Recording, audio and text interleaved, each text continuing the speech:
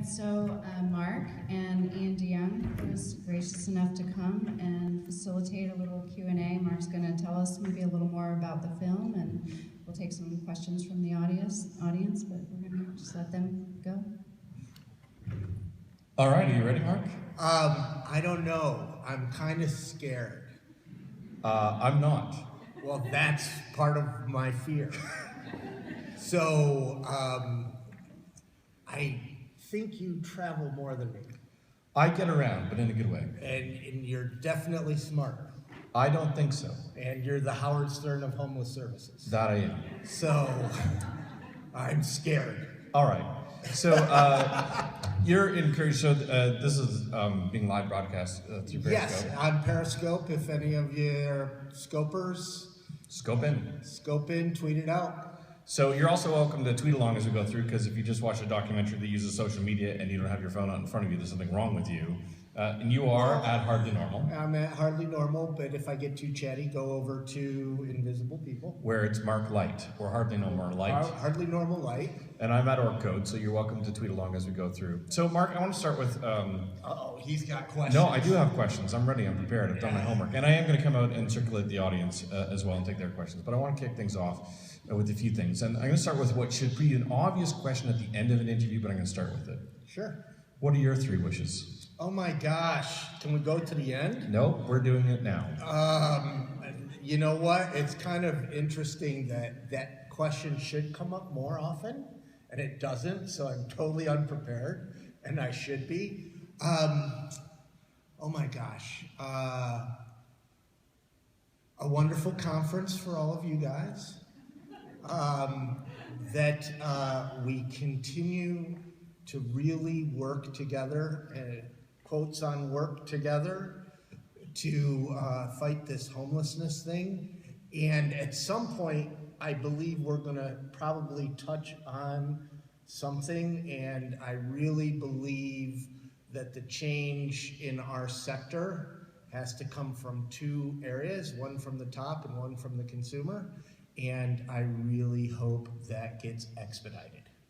So most of the people at this conference here in Florida are in the trenches doing the work, frontline staff and supervisors, directors, probably some funders, policy types as well. One of the things that I've always loved about following you on Twitter, and I think that you're a bit of a stream of consciousness and it's pretty much unfiltered, and that's part of who you are. But there are times when you pull out #wrecked. Yes. And it's You not do follow and pay attention. No, I'm smarter than your average bear. So what are the things that wreck you that you wish that frontline staff paid more attention to? Oh my gosh. So first off, the history behind REC. And one of the things that really hit me in this movie, because that road trip was 2010, which is 5 years ago. And social media was completely different. That was the first 100,000 Homes boot camp. All that stuff might not even be possible today. Twitter has really, really changed, sadly. But REC, when I first started Invisible People, I was facing homelessness myself a second time, around 19 months unemployed, not consecutively. And I was really just trying to get purpose. The missing ingredient, I think, in much of our work is we can house people, we can close people, but if they don't have purpose to get up in the morning and do something, where workforce development and different projects, peer support, peer programs are so very important, it doesn't stick, you know? And so I was giving myself purpose. So I remember, like it was yesterday, going down to Santa Monica, and I started to hand out socks and talk to people, and I was just like, what the heck am I doing? These stories are breaking my heart, and I just started sharing with that tag wrecked.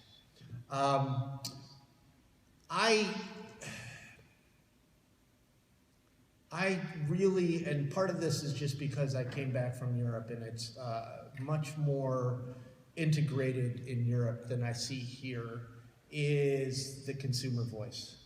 I really, really think, and homelessness has changed. I mean, in the 50s and 60s or whatever, it was just other people that came up through whatever rescue mission or whatever, and were helping. Now it's, you know, you have to have a degree and you're an MSW and all these different things. I mean, literally, even though I was homeless for 7 years, I couldn't get a job in homeless services.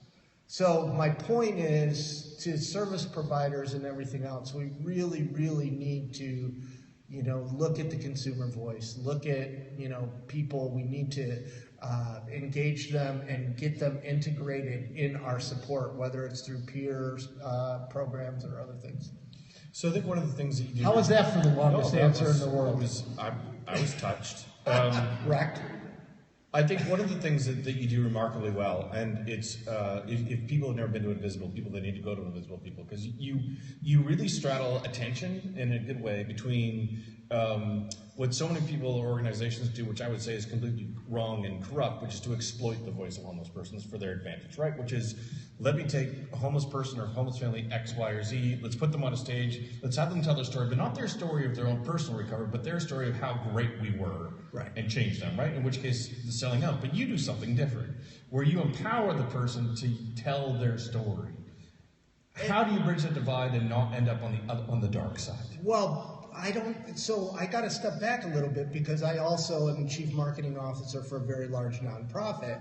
And so I'm on both sides of that. And I don't think it's the dark side, but it is a slippery slope, and it can get to the dark side. Yeah. I really believe that it's very interesting, and I'll go into a couple of different, at the rescue mission where I work, we recently just did a policy with clients, and I did a lot of research, and it's both social media and newsletter, and it's all encompassing of our external marketing materials. And a lot of people don't have those policies. And, you know, we get a lot of pushback from the programs people, rightly so, and you have to have some kind of balance. So going back to how this kind of even started, so you saw I started working in the television industry, in the faith-based side, and I produced my own story, and it's even called My Story, and it has me in it, but it's really about raising money for buses. And it has all this stuff about me and the buses. It's not bad as long as it's done with balance, because we have to share those stories. We have to raise money. We have to raise money, but you have to do it in a bit of integrity. So one of the things, and I'm putting on my marketing hat now, one of the things that we have done in the nonprofit sector, not just homeless services, is we've presented trophies. We said, look, Jim's no longer homeless. And when Jim goes back out and smokes crack, we start running around trying to get him off our webpage and our brochures, and we're freaking out. Well, the general public has realized, you know, everybody in their inner circle has somebody that has gone through drug addiction or mental illness, and knows you just don't go from streets to trophy automatically. There's a lot of, you know, challenges and different things. So how many of you have seen, the best way I can explain this is, how many of you have seen the America's Home Makeover? You know, I think it's Extreme Makeover Home Edition. Everybody, right? With Ty Pennington. Yeah, exactly. Yeah. You even know the stars. I'm impressed. So, you know, there's 5 minutes of trophy. There's 5 minutes of the bus, but 55 minutes of drama. So in homeless services or in cause marketing, that journey, and we have a wonderful CEO who allows us to put some of this into our communications, where you'll get more of a response being real and honest and saying, hey, Jim's trying to get sober. Let's encourage him, instead of just showing trophies all the time. And people know people relapse. People know it's tough. It's okay if they're still on your brochure. You know, I mean, you know, this is what we need. So, in the bottom line, we need to be real about the crises we're talking about. Sex trafficking, homelessness, ongoing. We need to share them with some bit of hope. That's where the 3 wishes come in. When it comes to my work with Invisible People, Everybody gets my cell phone number and my email, and I make them a promise that it's not used for fundraising, and that if they ever want it removed, I will remove their video or whatever content I have put up.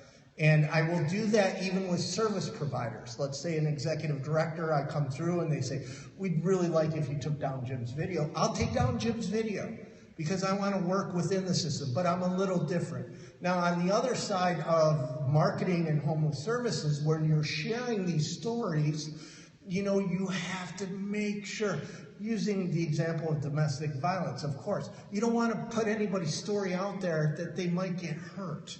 But it's through those stories, through the narrative, that your work is told. You know, I mean, you're a data person. Amongst other things. Data is great, but how many of you have read the calories in a candy bar and still ate it?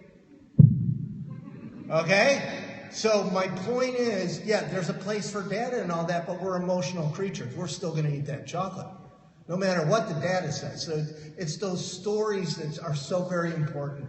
But as service providers, I think we all need to step back, have a written policy, address that policy frequently, every 6 months or so, and make sure that employees know it, because now in the world of Facebook and Twitter and everybody having a cell phone, you have your staff, which is good, encouraging them, but there has to be some guidelines and rules. And the other one is you have homeless people in your shelters or your programs that are sharing content about their services. Your guys, believe it or not, they're out there talking about you, whether you know it or not. You don't have any control over it.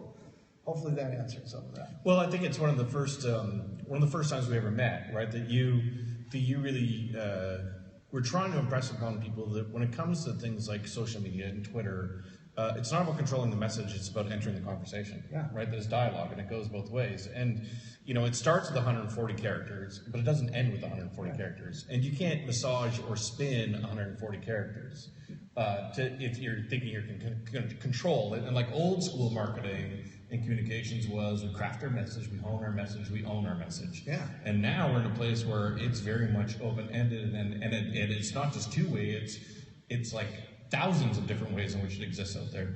What advice would you give service providers when there is that conversation that's happening behind the scenes about the quality of their services, the quality of their case manager, the food they ate, the lumpiness of the bed, etc.? And how do we, as service providers in the room, use that to enter into the conversation with them? Great question. First off, we shouldn't be scared. I mean, there really is, I hate people that put people and things into two categories, and I'm going to be one right now. Oh. So there's the organizations that are very closed, and there's the organizations that are very open. So sometimes that negative feedback that comes might be real, and you got to step back and say, maybe the bed is lumpy, and we have to do something about our mattresses. And having that feedback, in fact, one of the big things that differ between the work I do here and the work I do in the United Kingdom is they want that real-time feedback from their clients. I mean, so often I have sat with executives in a homeless services program, and we are talking about programs and services without any real feedback from the clients we serve. In my world, which is marketing, there's a wonderful statistic that 76% of marketers believe they know their consumer, and 34 actually ask them. You know? And so in this world, I really think it can embrace it. So there's a few ways that stories come from.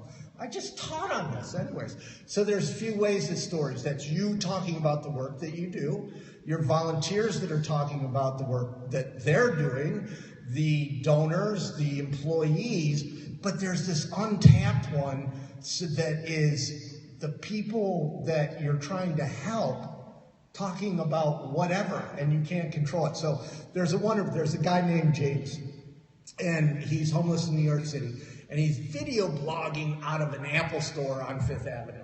Mm-hmm. Just wonderful. I mean, and my Google alert goes up, I see it, I go down, we take him out to dinner, and I realize, so the libraries only allow 45 minutes.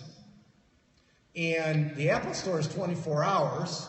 So as long as he doesn't make any waves, the security guards leave him to do his video blogging. It's just great.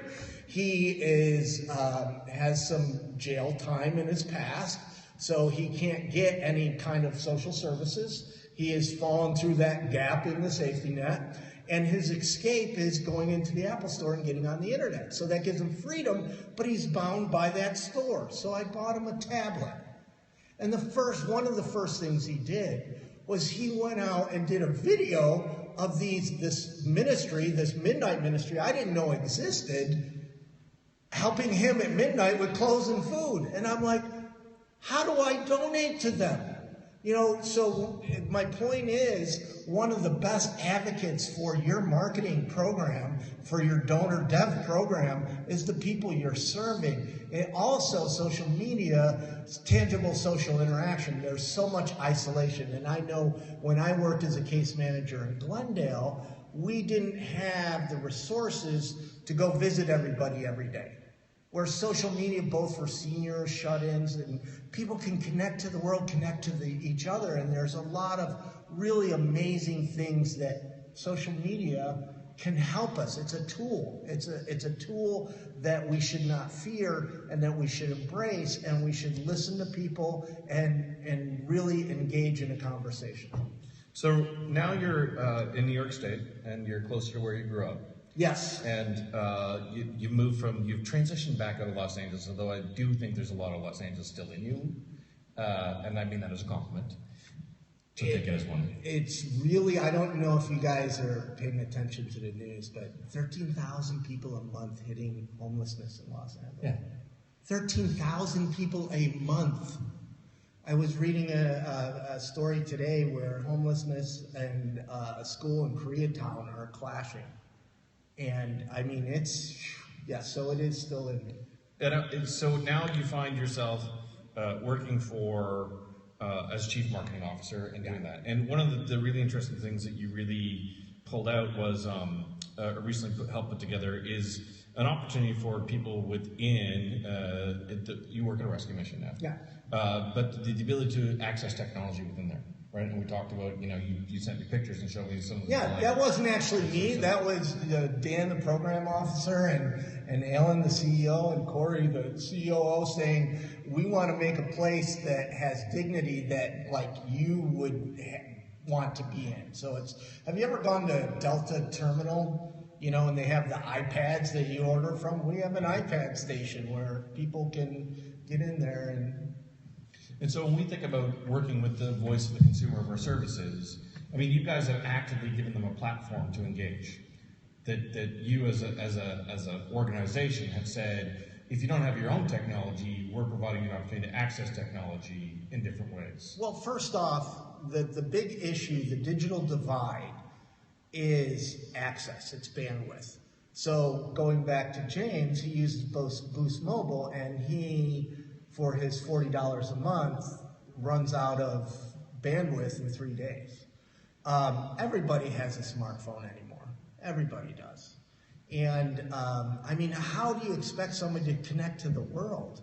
How do you expect them to, I mean, we all do. We're on Yelp or Google or all these other things. So how do you expect people? I mean, it's also, again, a very much a tool. One of the things that is really interesting to me is in the last 4 years, especially in youth shelters, Facebook was, 4 years ago, it was Facebook is not allowed. Now they encourage it because of reconnection.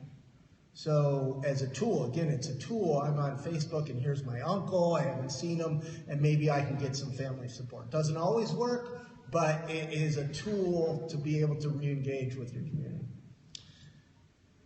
I think one of the things that I'm struck by from your journeys, and I mean, I know that you've done them throughout the United States, more than one. I mean, that's the biggest one that's featured in the documentary. You've also done across Canada. You've spoken to other people overseas, and even just your most recent trip to Europe, there's footage of you talking to people experiencing homelessness in places like the Netherlands. But I think you get a voice, or you get to hear a voice that is unsheltered, right? So you get this very raw piece that starts to transcend geography. And so I'm going to ask you to tap into a great well of honesty and being authentic and vulnerable a little bit. What's the failure of the social service delivery system that we're just not talking about that keeps recurring no matter where you go? Well, that's a big question. I know. It's a big question. And I bring it up because at the end of the documentary, there's this phrase about, there are solutions. yeah. And within the documentary, you feature 100,000 Homes campaign, and you feature Sam, well, not you, the filmmakers feature 100,000 Homes, and they feature Sam Simbaris. And 100,000 Homes and Sam Simbaris both believe in housing people, but they have remarkably different approaches about doing it. And like Sam hates the vulnerability index and a whole bunch of things, and the whole bunch of people in the 100,000 Homes campaign say you can't act your way out of this as someone about a certain community treatment, and you get into all that. But meanwhile, there's this voice of this person that's under the bridge, that's living underneath the overturned sofa on the street corner, who could tell us lots about what's broken in their experience of services. Two things, because I started off, it has to be from the bottom up and the top down. So the bottom up, I happen to be working up on the Hill with Corporation Supportive Housing and their peer support people. And a senator came right out and said, the reason that there is no change in your sector is because homeless people don't vote. She said, the reason we don't mess with Social Security is because seniors vote. And just like anything else, this is how it all is. So one of the things that we really need to be conscious of is getting our homeless friends to the polls to vote. Very much so. Very. The other one I'd like to say, I don't know if any of you have been in a Google or a YouTube or a Box or Uber or one of these startups in their offices. It's wonderful, and one of the first things that strikes me, and I'll use YouTube as an example, and actually I have photos of this that I sometimes share. I decided I would just tell the story. Is every 150 feet there's a coffee kiosk with free Red Bull and free bananas and free granola and free Coke and free cappuccino and whatever you want and free lunch and all this wonderful, great stuff. And at our coffee kiosk where we work, and we're a fairly large nonprofit, it's a Keurig on top of a file cabinet with a tip jar. So we care about our employees just as much as Google does, just as much as YouTube does. What is the difference? It's funding, it's vision. So for instance, I like to use Twitter as an example. Twitter changed how the world communicates. It's 140 characters, but somebody funded it. Somebody said, okay, that's a huge risk. We're gonna give you money, go change the world, and have a coffee kiosk for your employees. Where in our sector of homeless services, we're so bound by the rules of the funders and everything that we're not actually able to do what we're really good at because we're always doing what they want us to do. Does that make any sense? And it doesn't allow us. So housing first, there hasn't been anything really new in our sector in a long time. Housing first is common sense. It's common sense. It's not like an Airbnb or an Uber or these that are just totally disrupted. The iPhone disrupted 27 different industries. Who needs a camera anymore? Who needs a flashlight? We have it in our phone. Nothing like that is disrupting the homeless service sector, the housing sector, anything. 100,000 homes, I love them. They're great. Great people. It's a wonderful campaign. It's not a movement, it's a campaign. It's run by an organization that's putting it through. They got people to work together. That's brilliant. In our sector, it's partly a miracle. But it's not anything that has really redeveloped us. So that's the top down. From bottom up, we got to get people to vote. We got to listen to them. We got to provide the services instead of saying, hey, this is what you need. It's saying, hey, how can we help you? Really, and then providing the services. And top down, we need to rally because we're strong. As nonprofits, we're strong. I mean, President Bush used the evangelical Christians to get into office. If we start really pooling together, we have a lot of power. We have a lot of numbers. And if we really start working together and start using our organization to change our sector, if the money coming down doesn't change, we're never going to have the power to make change. Does that make any sense? Totally. All right. while we're there, really quick, and that's one of the issues is awareness. I mean, awareness and education. So if 22% of the American public believe homeless people don't have any redeeming value. I mean, not anybody in this room, not in our sector. We love them. We're serving them. We're working with them. But the general public, that's where the war is. You're not going to get the support until we change the general public, but there's absolutely no funding for awareness. I work a second job because I can't do invisible people because there's no funding for it. Without the awareness and the education, I mean, in any kind of, whether it be the stop smoking, fasten your seatbelt, there has been an educational awareness campaign that changed how society deals with a crisis or some kind of social behavioral change.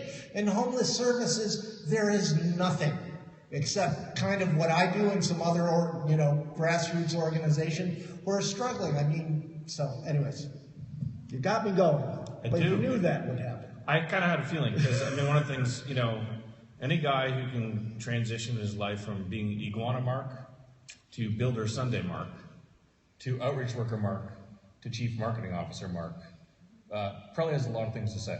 Yeah. And it exceeds 140 characters.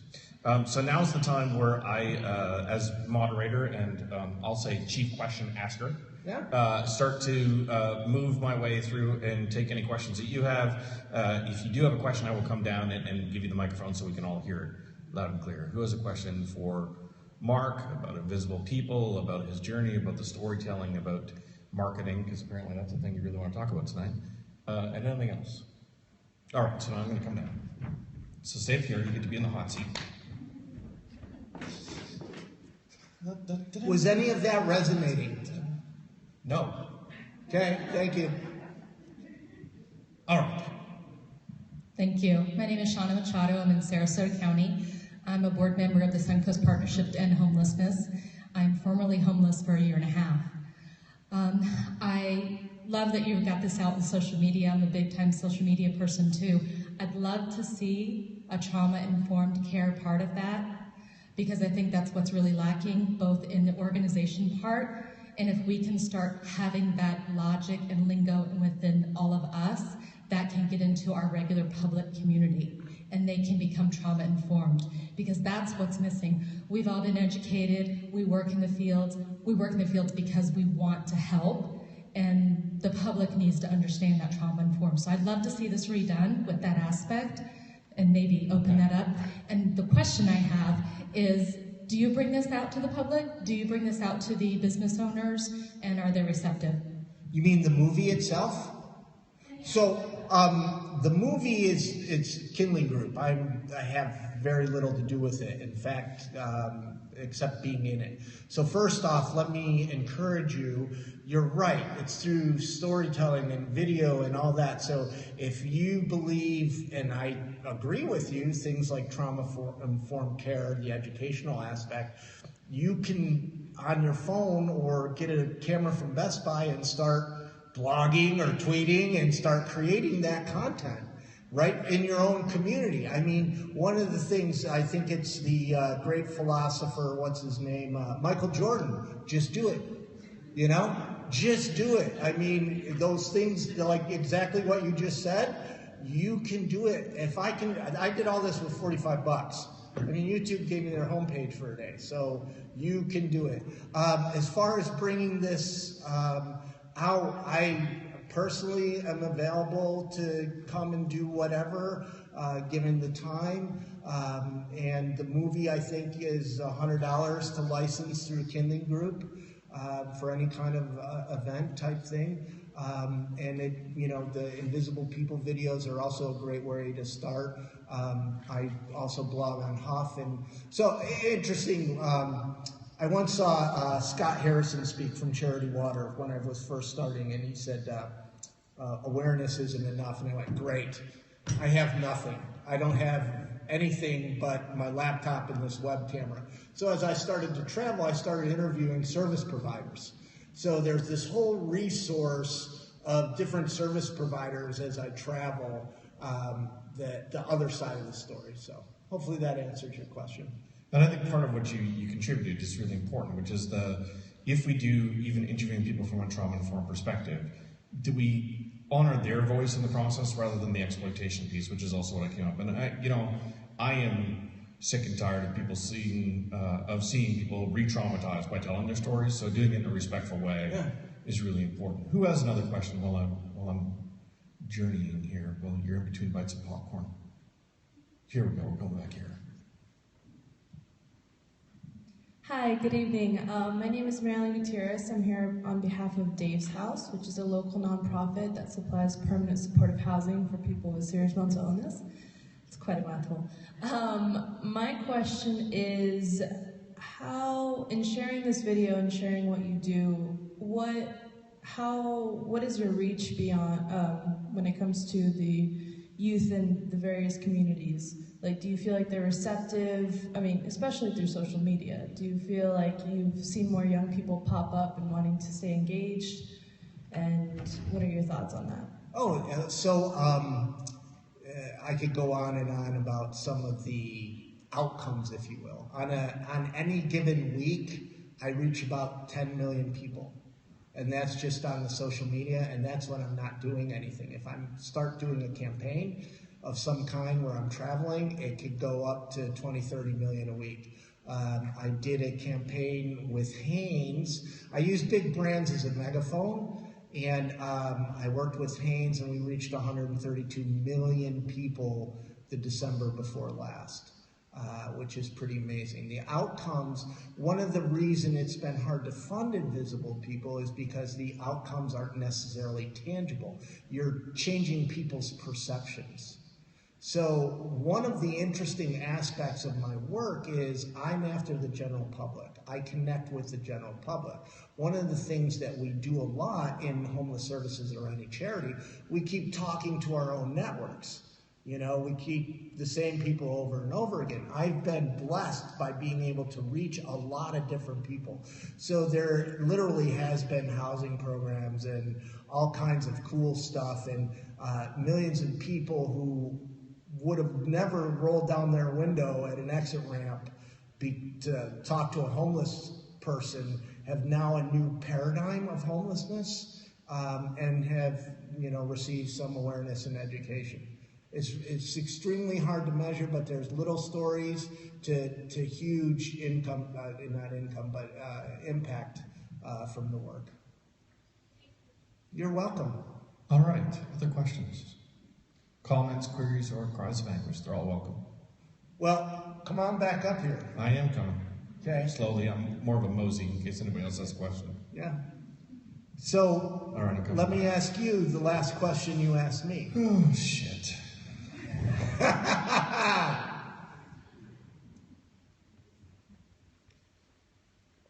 So which question do you really want me to answer?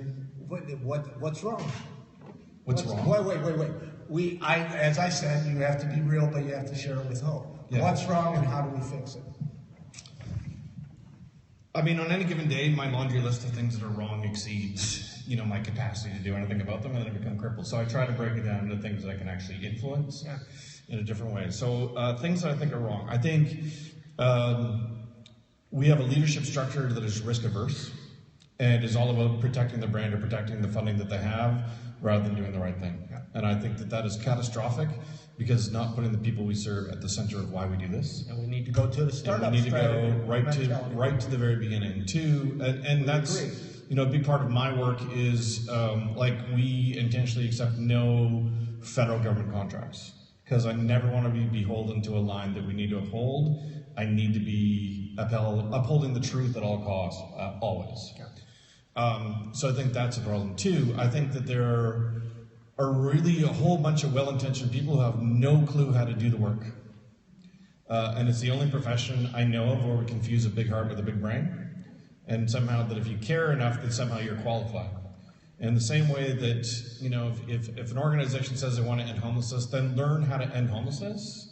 In the same way that I can't just tell you, I can go and start doctoring or engineering. I have no qualifications in either of those things. You wouldn't let me practice medicine. So fuck you if you want to go out and try to end homelessness and you have no idea how to do it. And I feel really passionate about that.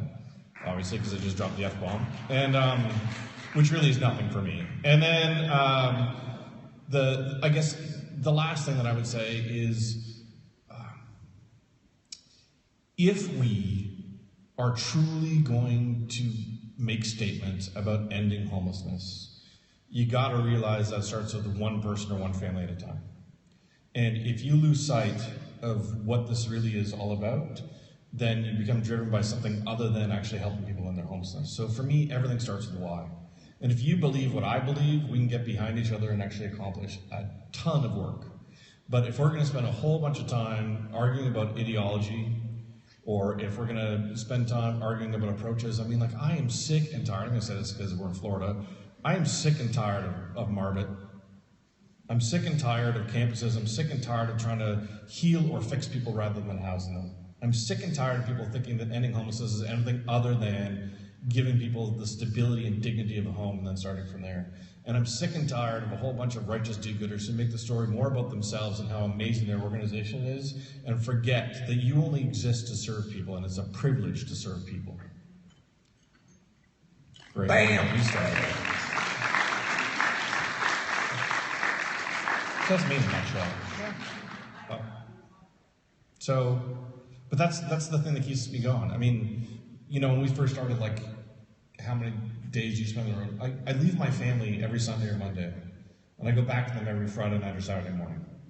And I will continue to do that until we actually figure this shit out. But until then, you know, we're going to have to continue the awareness in a way that actually reaches people, and not just their heartstrings. But you're right, Mark. I mean, if we can't figure out how to reach people's wallets to actually get them to invest in the stuff that actually works, I say you got to invest in change and spend on impact. But if we're going to invest in change, you're not going to get to that place just by doing what a foundation asks you to do or a government entity asks you to do, because they don't give you enough nimbleness to work within to do the right things. We need to change the sector to where it's a startup mentality. Yeah. Just like how all the new businesses are coming up and they're being funded and they're saying, go, change the world, do good, make money, help people. Yeah. And it's amazing. Where in our sector so often, oh gosh, guys, is there still popcorn? One of the things, my little pet peeve, and first off, I haven't been traveling. I'm taking care of my mom now a lot on weekends, so that's where I go back to, so I haven't been able to travel a lot, and there hasn't been the funding for it.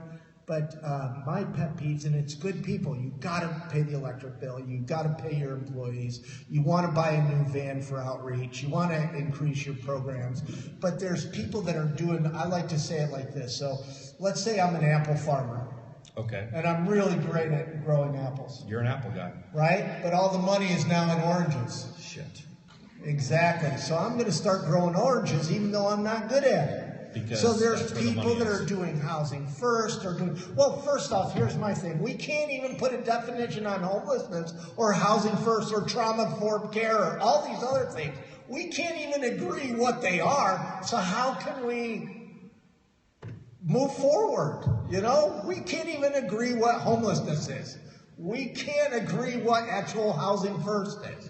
And it's, again, people, you know, if I was an executive director and, you know, I have 40, 50 people underneath me for whatever shelter, and I've got a board that's driving me, and I've got to keep the money going in, and all of a sudden, I'm going to be doing veterans homelessness, even though that's not what we're really good at. Where we might really be good at some outreach stuff, but the money's now over here, so I'm going after the money, and now the whole thing is broken. Yep. We got to take this act on the road, brother. I think National Alliance will let us do this? No. I don't think any national organization in the right mind will let you and I share a stage. And their fear is probably me more than you. I think that, I think that there is this conversation, you know, whether it's around definitions or it's program models or it's ideology or it's what's the flavor of the week, etc.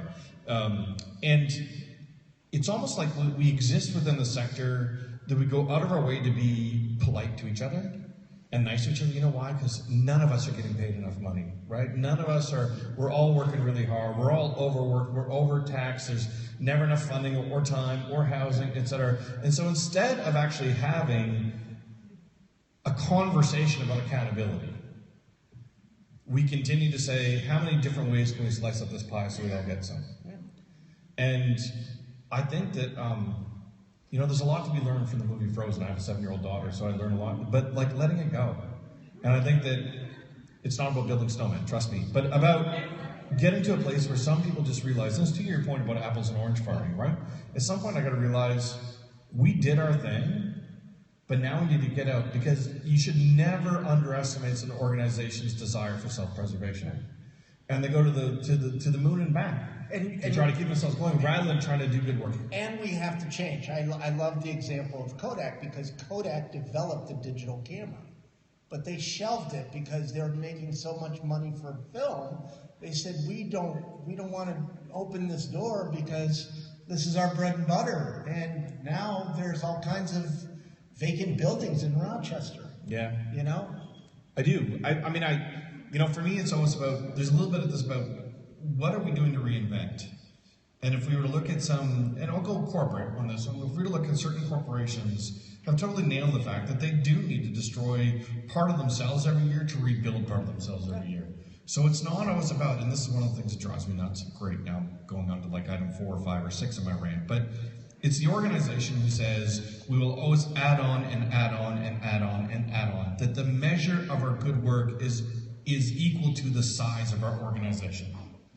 As opposed to the measure of our good work is the quality of our outcomes. We confuse getting bigger with getting better. Absolutely.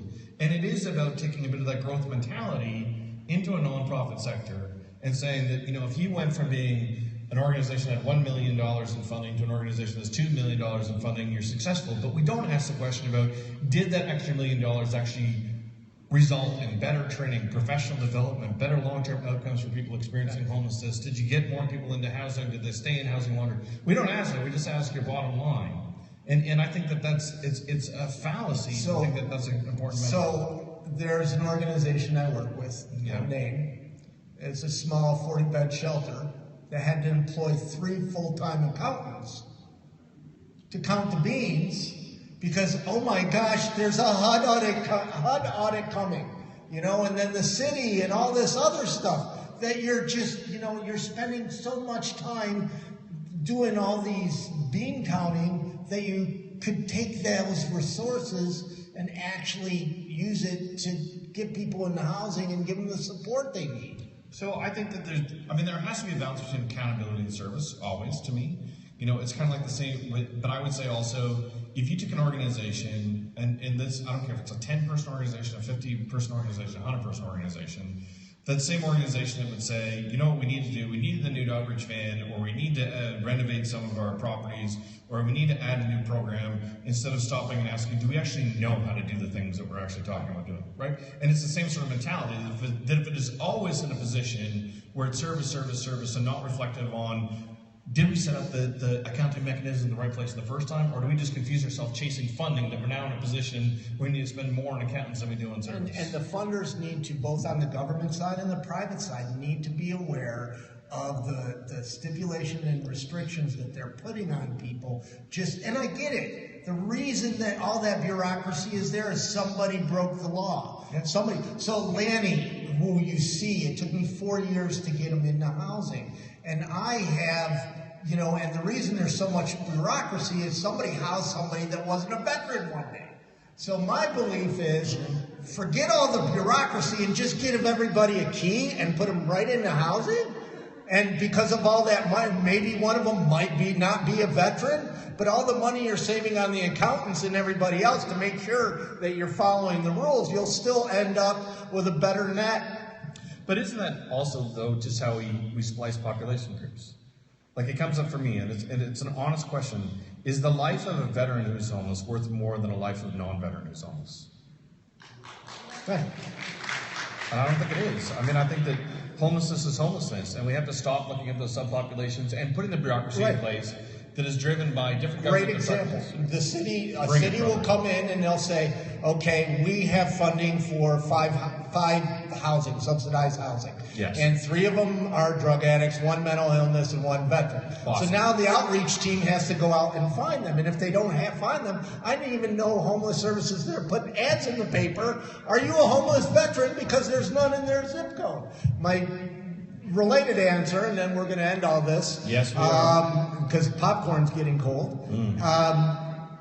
I know of a situation where there is a homeless man in the Hollywood Hills. He probably would have stayed there the rest of his life, and he developed cancer, and he came down off the hill. And he had stage 4 cancer, and we could not get him housing because all the housing was for veterans. And that's good. I think we should house veterans. But if you know any veteran, they would have given up their housing so this guy could have gotten into housing because he's dying of cancer.